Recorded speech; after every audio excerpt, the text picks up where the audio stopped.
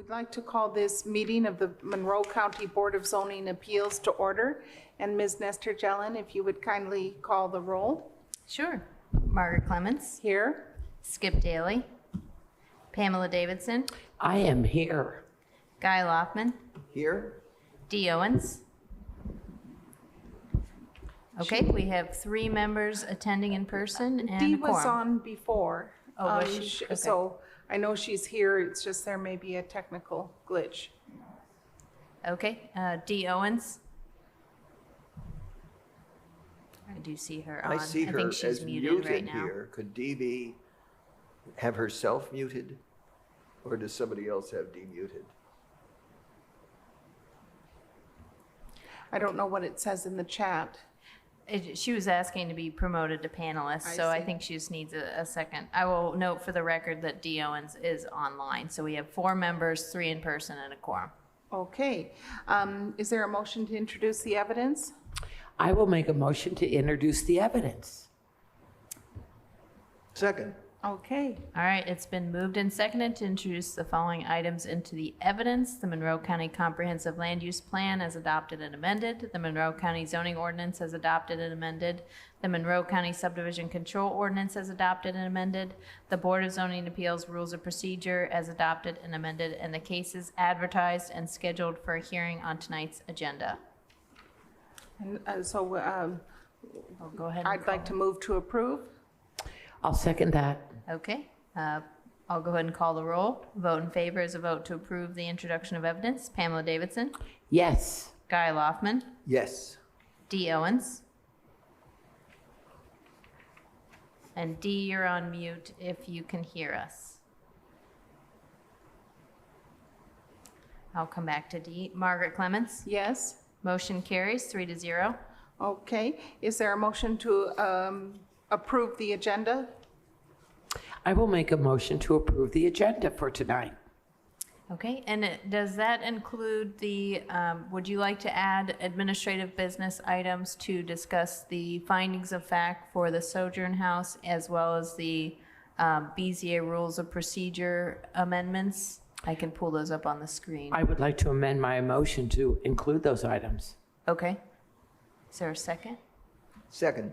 Okay, it's been moved and seconded to amend the agenda to add 2 items under administrative business, as well as the cases as advertised on a hearing for tonight's schedule. A vote in favor is a vote to approve the amended agenda. Guy Loftman. Yes. Dee Owens.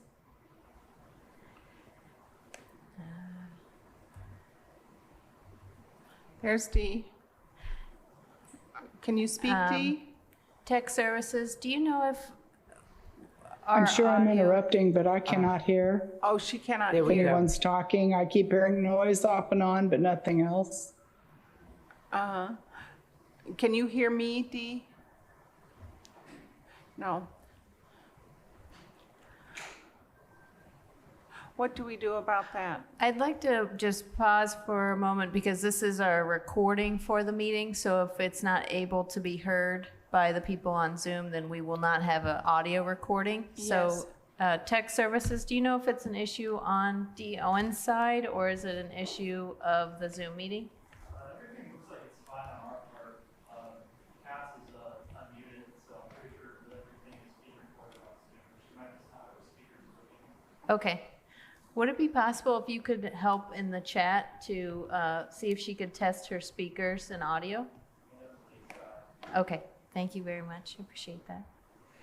I'll go ahead and I'll skip D for now and move on to Margaret Clements. Yes? Pamela Davidson. Yes. Okay, so just since that motion was made and seconded, we have approved the amended agenda to add the administrative items.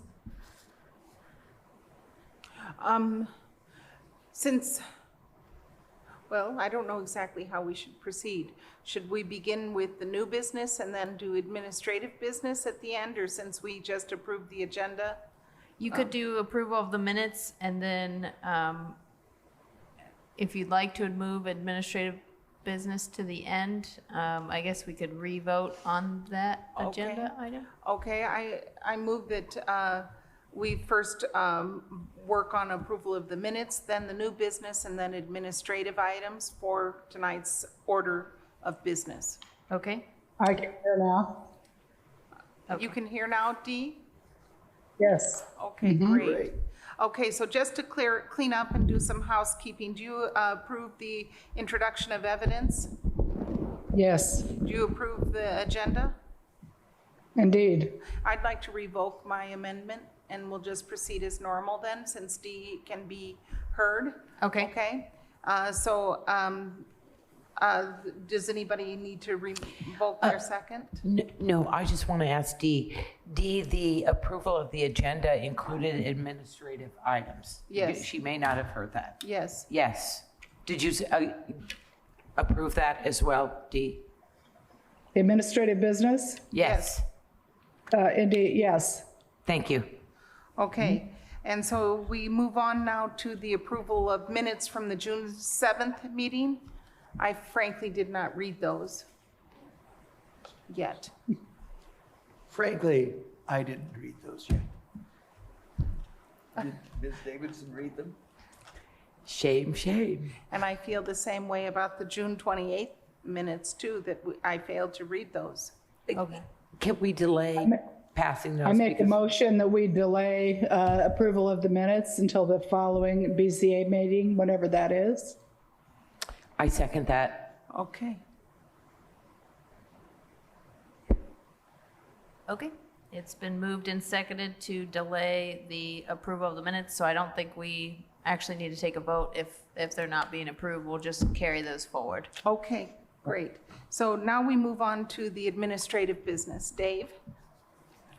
We have prepared some draft findings for your consideration on the sojourn case. I cannot hear whoever's speaking, I'm sorry. Sorry, Dee. We have, the legal department has prepared some proposed findings. Excuse me, I thought we were going to put We changed that. Oh, we changed. the administrative at the end so we could. We changed it, she said. Well, okay, if, I'd like a little guidance from staff here. We did have a discussion that I subsequently revoked, and I think it would be better for the public if we went ahead with the new business and attended to administrative business at the end. Can you call the roll on that? Because is there somebody who would like to second that motion? Oh, I Second. would. Okay, Okay. It's been moved and seconded to amend the agenda to have new business start first and then administrative business begin at the end of the new business. A vote in favor is a vote to amend the agenda as stated. Pamela Davidson, Yes. Guy Loftman, Yes. Dee Owens, Yes, Margaret Clements. yes. Okay, the motion carries 4-0. Okay, there's no old business to cover tonight, and so we go directly to new business. Item number 1, VAR-23-33, Reynolds front yard setback variance to Chapter 804 concerning 1 20 plus or minus acre parcel in Indian Creek Township, Section 9, at 7706 South Mount Zion Road. Ms. Crecelius, if you would review this case with us, I'd be grateful. Yes, thank you. Thank you. So as you stated, the property is located in Indian Creek Township. So just for a quick visual assessment, this is the residence of the property and an area. The petitioner has proposed a detached garage that would be I'm sorry, located. I don't hear you on the mic. Is this any better? Much Yes. better. The petitioner, this variance request is from the front yard setback. So the petitioner is proposing to build a detached garage with a reduced setback. So a quick aerial view of the property. The dwelling is located in somewhat closer proximity to the property boundary, the eastern property boundary. Okay. Just that. Just one moment, the right slide is not showing.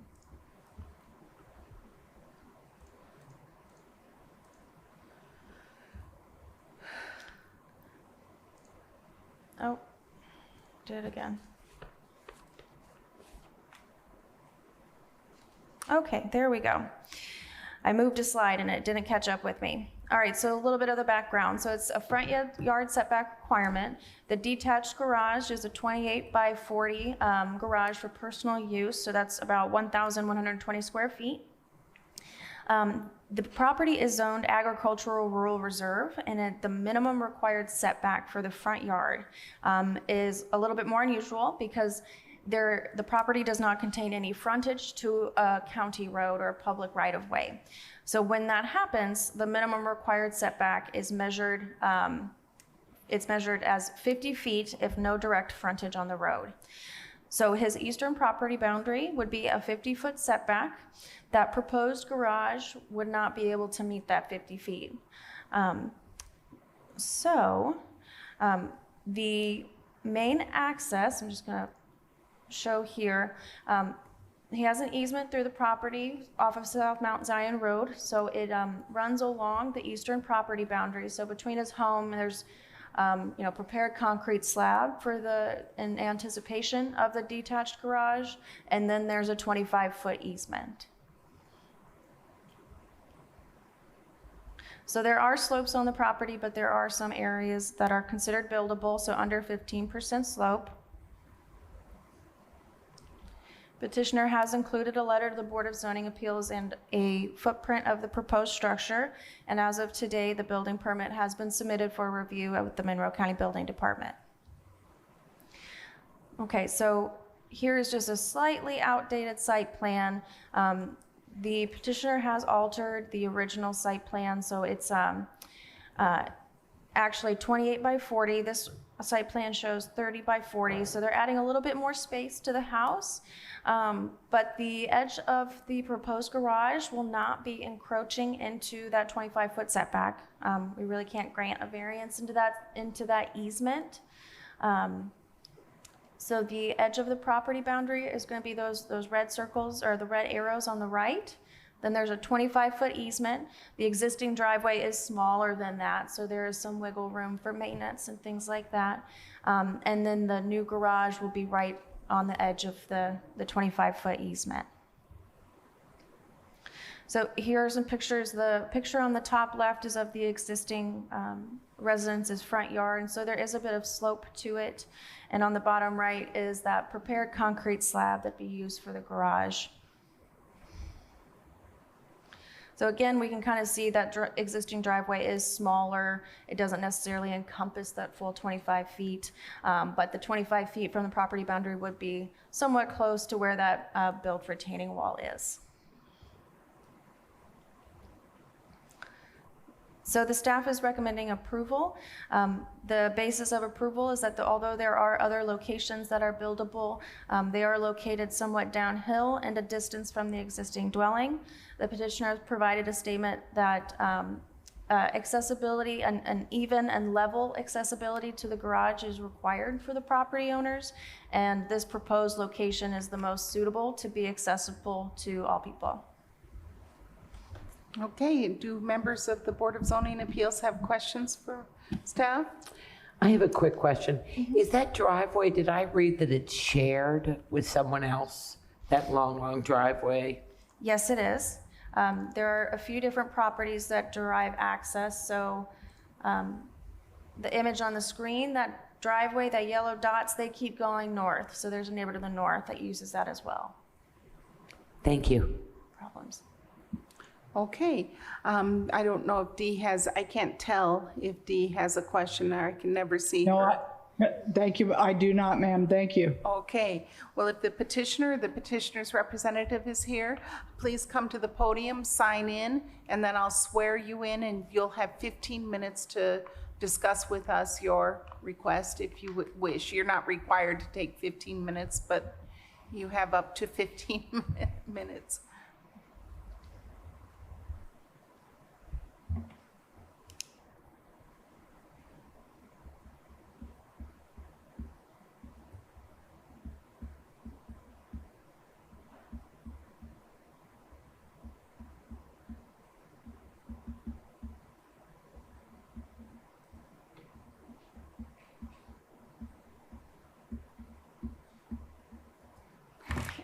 thank you everybody for your time. Could you please raise your right hand? And do you swear to tell the truth, the whole truth, and nothing but the truth? Yes, I do. And could you please state your name? Michael Reynolds. Thank you, Mr. Reynolds. So please just review with us what your request.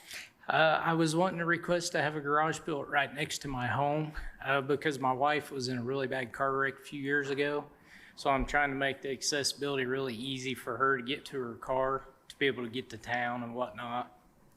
If I tried to build it anywhere further away from the house, the ground all slopes down, and I'm afraid of her falling and getting hurt. So, and the one driveway that goes up past mine, that's just my brother's place. My brother lives right next to me.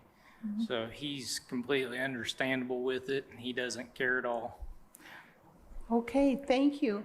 What our process now is that we ask for comments from the public, and if anybody speaks in opposition to your proposal, then you'll have a chance to come back and, make more statements. Okay. Okay? So you can have a seat unless you have further comments. That'll be it. Thank you. Okay, thank you, Mr. Reynolds.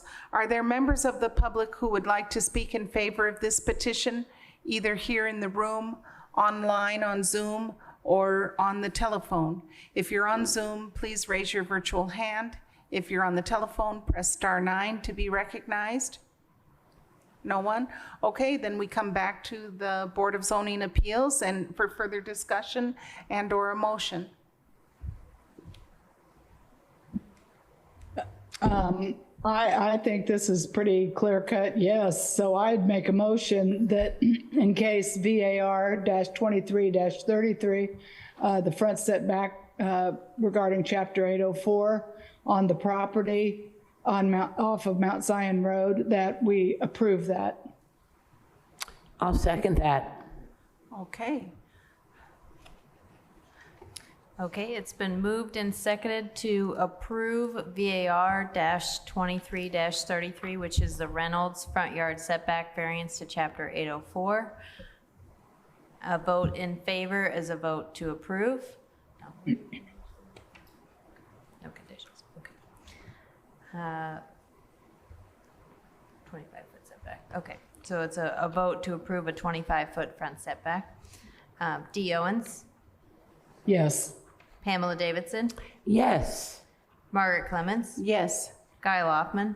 Yes. Okay, the motion carries 4-0. Okay, thank you, Mr. Reynolds. I hope you enjoy the rest of this beautiful evening. So thank you. And I'm sorry about your wife's car accident. Yes, I hope she gets better and better. thank you. Okay, we move on now to case number CDU-23-3, the Wolfer Bed and Breakfast conditional use. And this involves 2.56 plus or minus acre parcels in Van Buren Township, Section 12 at 3925 West Walnut Leaf Drive. And Ms. Griselius, we get to hear from you again. So if you would review this with us, I'd be grateful.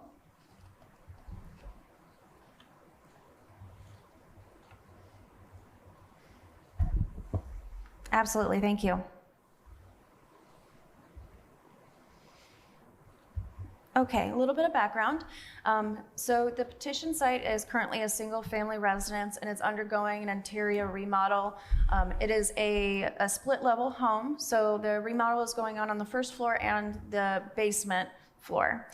An ILP, an improvement location permit, and a residential building permit was issued in February of 2023. Chapter 801 does define a dwelling as one or more rooms, including a kitchen and a bathroom located within a building providing complete living facilities for one family or containing facilities and equipment for living, sleeping, cooking, and eating. The remodel of the basement does include a layout that is compatible with an additional dwelling. The petitioner is wanting to pursue a conditional use of a bed and breakfast.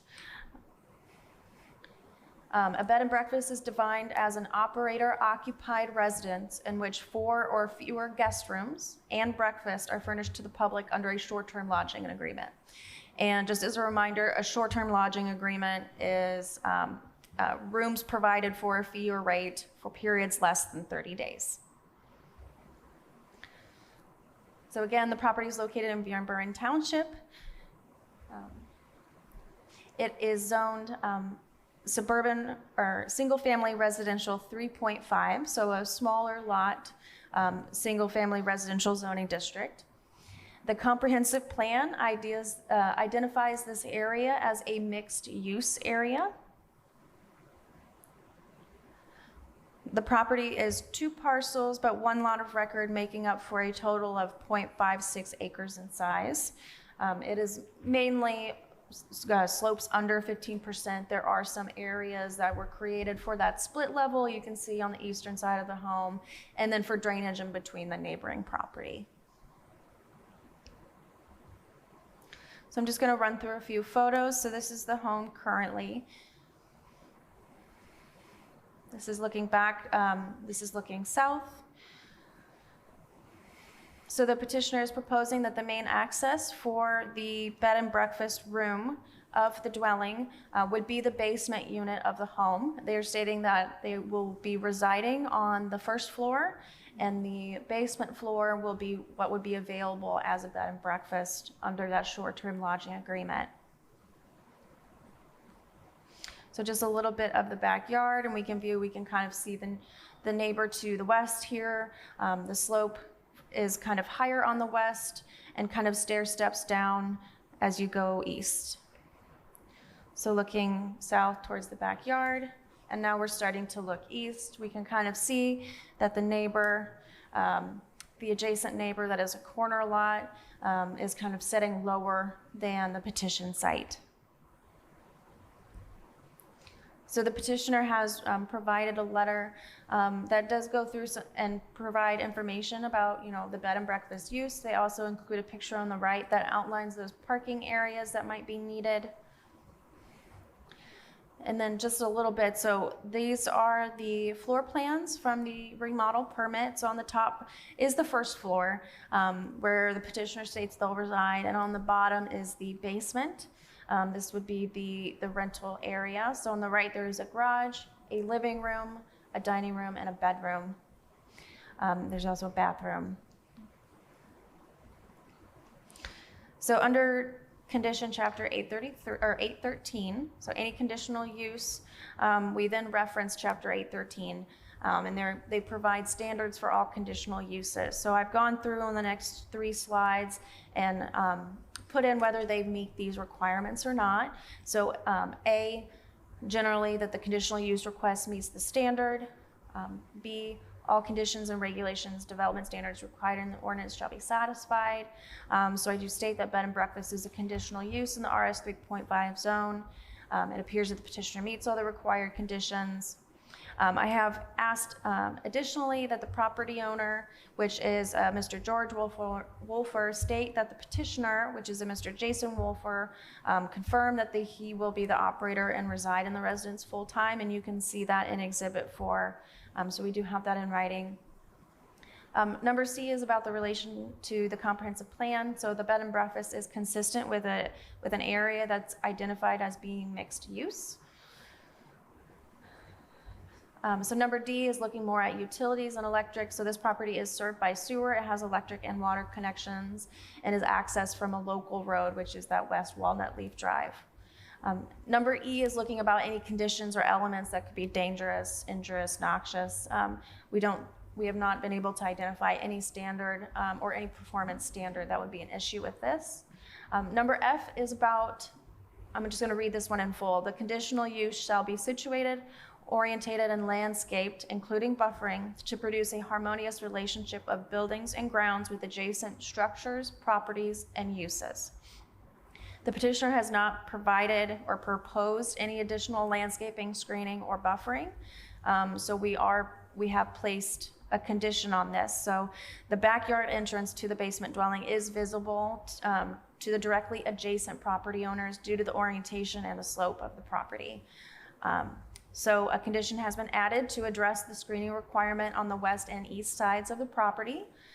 The property is adequately screened from the south by vegetation, and then there is currently an opaque fence surrounding a neighbor's pool to the east, but because they are lower, that screening is not as effective for the neighbors. From the public right-of-way, the home appears to just be a simple single-family dwelling. So with added vegetation or screening on the east and west sides, we believe that this will ensure that the property owner can maintain screening and be more compatible with that sentence of adjacent structures, properties, and uses. And I'll detail that a little bit more in the condition. So to keep going, the conditional use shall produce a total visual impression environment which is consistent. Again, the use of a bed and breakfast would not really be visible from the road or the street, so we do believe this is consistent. The next condition, H, is about vehicular access. So the road is a local road, and there seems to be adequate parking for a 3-bedroom first floor dwelling and a 1-bedroom basement dwelling. And then I is just any other permits that might be required. We did receive one remonstrance, which is listed under Exhibit 3. These are the neighbors that are located on the eastern side of the property. So the property owners that do have that fence already and the pool, they expressed concern that, the neighbors could, because of the terrain, the fence doesn't really screen much of their backyard. So they were concerned about that. They were unable to attend tonight, and they knew that, so we went ahead and wrote down their comments here on screen. Okay, thank you. Moving forward, Exhibit 4, I just wanted to include, that's where we discussed that the property owner states that the petitioner will be residing on the property, which is a requirement of the bed and breakfast conditional use. And now to the staff recommendation. So we do recommend approval of the conditional use for bed and breakfast from Chapter 833 and 813 based on the ability to meet the conditions of the conditional use with the following condition: that the petitioner screen the eastern boundary for 58 feet and the western boundary for 70 feet per Exhibit 5. That is my next photo, and I'll illustrate that here. So the rest of the condition goes on to say, the screening must meet the buffer yard type A requirement of Chapter 830 to meet the screening requirement from the neighbors. Screening shall be either an opaque fence or evergreen trees from the approved plant list in Chapter 830. So staff feels that this is a very good middle ground of where the neighbors would be viewing their backyard without going above and beyond, noting that there are trees to the south of the property. We do think fencing, opaque fencing, or landscaping would greatly enhance the compatibility between the different uses and the adjacent property owners. So that is all I have. Does anybody have any questions? Do members of the board have questions for staff? It sounds like it's going to be one room on this rehabbed basement, correct?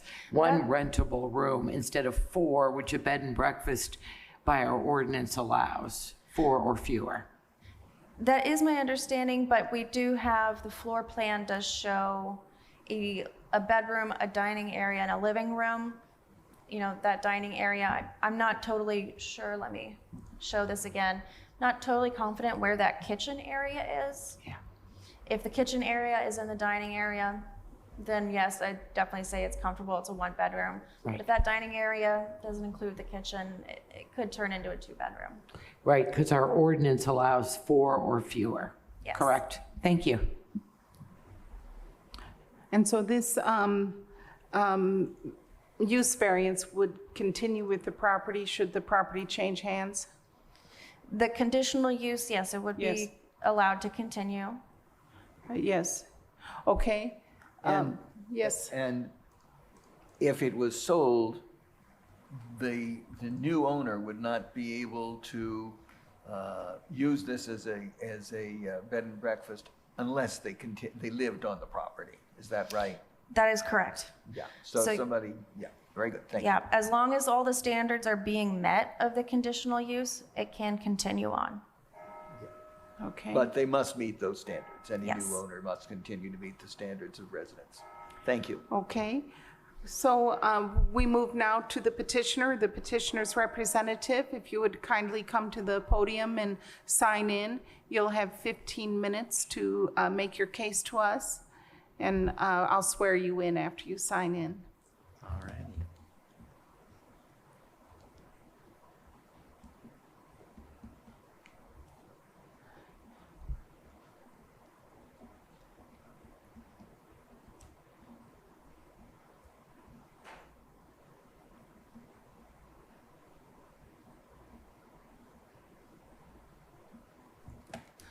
Hello, everybody. Hello, Mr. Wolfer, would you kindly raise your right hand, and do you swear to tell the truth, the whole truth, and nothing but the truth? I swear to tell the truth and Nothing but the truth? nothing but the truth. Yes, thank you so much. Okay, so please proceed to explain to us what you'd like to do. Yeah, so Anne, thank you so much for putting that together. That was very detailed. So to address the question about the basement, that dining area, there is a kitchen there, so there's no room for extra bedroom to be placed there. And addressing the vegetation, I'm definitely happy to add vegetation. We already had a plan to add a privacy fence on the westerly side of the house, and additional vegetation on the easterly side of the house would be a really nice add. It would look good and definitely improve the privacy for the neighbor. And then our plan, our main goal for this is we're expecting a baby, so we wanted a private dwelling unit in the basement of our house for friends and family to attend. And additionally, we wanted to be able to rent it out when it's not being used for our friends and family. And so that's basically it. Okay, thank you, Mr. Wolfer. Do members of the board have any questions for Mr. Wolfer? Congratulations. Oh, thank you. Yes.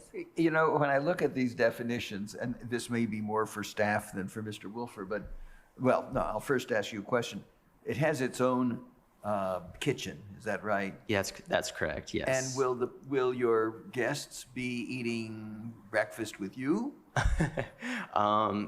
You know, that's up to them. If they get tired of us, I guess they can have their own breakfast. But they will have breakfast offered in your portion, or either in their portion or yours. That's one of the services you'll provide. Yeah, so there'll be food stored in the basement unit that they're free to attend to. Okay, Yep. very good, thank you. Yeah. Okay, thank you. I can't see if Ms. Owens has any questions. No, thank you. Okay, thank you. Okay, Mr. Wolfer, what we'll do now is hear from the public, and if there is one statement that was already made in opposition. Would you like to respond to that at this time, or? About the privacy? Yes. Yeah, I think that with increased vegetation on that side of the driveway and landscaping, I can adequately create a privacy barrier that will provide a little bit of visual obstruction to the property. In addition to that, there will be landscaping throughout the yard, the back parcel, that will add some privacy as well. But I think with these things, it would increase the neighbor's comfort for the parking in the back of the house. Okay, thank you, Mr. Wolfer. And It's good to be on good neighbor terms with your neighbors, particularly when they have a pool, Oh, yeah. That's right. to try to make it work out. okay, well, we'll turn now to the public and see if any members of the public would like to speak in favor of this petition. Please come to the podium, raise your virtual hand on Zoom, or press *9 to be recognized if you're calling in by telephone. Okay, and we see no one. If there is a member of the public who would like to speak in opposition to this petition, other than the one that we've already heard, please come to the podium, raise your virtual hand on Zoom, or press *9 on the telephone to be recognized. I don't see anyone. There are 4 attendees. Are there? That's okay. Those are just us. Okay. So, okay, we're going to just vote on it. We'll discuss it among ourselves and Okay. then we'll vote. Go sit down. Yes, please. Thank you. Thank you, Mr. Wolfer. Thank you, guys. Thanks. Okay. So, back to our board and for any further discussion and or a motion. It appears to me that this is meets the standards with the condition. So I move we grant conditional use 23-3-3 with the condition that landscape, that screening as set forth by the staff be implemented. And this concerns the 0.56 acres on 3925 West Walnut Leaf Drive in Van Buren Township. I'm going to second that motion. Okay. Okay, it's been moved and seconded to approve CDU-23-3, the Wolfer Bed and Breakfast conditional use with the condition stated in the staff report that says the petitioners screen the eastern boundary for 58 feet and the western boundary for 70 feet per Exhibit 5. Screening must meet the buffer yard type A requirement of Chapter 830 to meet the screening requirement from the neighbors. Screening shall be either an opaque fence or evergreen trees from the approved plant list in Chapter 830. A vote in favor is a vote to approve the conditional use with that condition. Pamela Davidson? Yes. Margaret Clemens? Yes? Guy Loftman? Yes. Dee Owens? Yes. Okay, the motion is approved 4-0. Thank you, Mr. Wolfer. Thank you. Have a good evening and good luck with all of the changes coming to your life. Yeah, it is exciting. Take care. Bye-bye. Okay, so we move now to administrative business. And so Dave, if you would guide us through the discussion of the 2 items under administrative business, I'd be most grateful. And the one item I'm aware of is the findings. Yes? I didn't know that, if you're interested in talking about the rule change at this time, that we can do that. There's no rush on either of these 2 items at this point. Yes. For this reason. One, the attorney that has been assigned to our case by our insurance carrier, Matt Clark, has filed a notice with the trial court to remove this to federal court. So the trial court has no jurisdiction of the matter at this time. And so I don't believe we're not under the same pressure to get our record completed. And that's why I think the minutes being addressed in October will not be a problem. And so you could put the minutes off till then, or the findings off to then as well, if you want additional time to think about it. But you could do it if you think that they're accurately reflect your decision, you could adopt those tonight. My real question is, wouldn't you be more comfortable if all 5 of us were here instead of 4 of us for that consideration of the findings of fact? That's up to you. If they're approved by a majority of the board, they are the findings of the board, whether it's 3-2 or 5-0. It doesn't make any difference. They still have the same legal significance. What do you think about that, Margaret? And what do you think? I'm wrapping my brain around the version of this findings of fact, and if this is the original version or the one, after that paragraph 3 email I sent you. That's up to you. This is the original version. And if you would like to change those, that's up to you. Could you scroll down just because this, okay. What do you feel? I really think because of the import of this, I'd be more comfortable with Skip being here, or at least weighing in on it, because he was here for these votes, and I kind of think that sounds more unified to me. Particularly, you're right, there is no time crunch with it, with a petition to move to federal court. You are so right. My question is, we have appointed counsel who's going to be managing this case directly. Are they familiar with the proposal?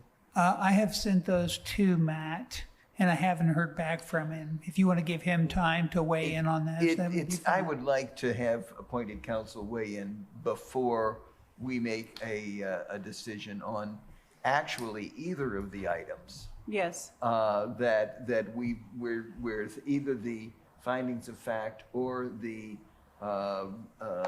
amendment of Article 8 of our rules. Because, I think since either of these items might have an impact on the case, that I don't want to act without him. Yeah, thinking it's a there's good idea. certainly no rush on the proposed rule change, because I just put that together because we discussed that recently. So that isn't something I put on or presented you to have action done tonight. And we know Skip has comments on that, so all the more reason to hear Mr. Adams. I would point out that I'm not personally concerned about the impact on the past or litigation. You never know when somebody's going to appeal. That's right. Or going to move for an appeal, and having the rules in place before somebody files an appeal is better than saying, oh, we've got an appeal, let's adopt a rule. Yeah, but I think that the changes are consistent with the previous version. It's just maybe a little more clear, I do too. Yeah. but not that much more clear. I think the changes are mainly procedural and not substantive. The standard is still the same. Yes, So, yes. But I think we can take our chances until we have time I that agree. somebody else will appeal, because I would like Skip to be here when we I would. Yes. I when we would. make the consideration, Yeah. and counsel to weigh in on Yeah. these concerns. well, yeah, and of course you approved the two petitions tonight, so there will be no appeal on Yeah, that, that's right. likely. That's So- right. I appreciate, Dave, your thoughtfulness on all this. Yes. You do good service in helping us make good choices. Thank you thank for you. that, Dave. Well, this is a beautiful evening, and not to cut anybody short. Yes. Is there a motion to adjourn? I move we adjourn.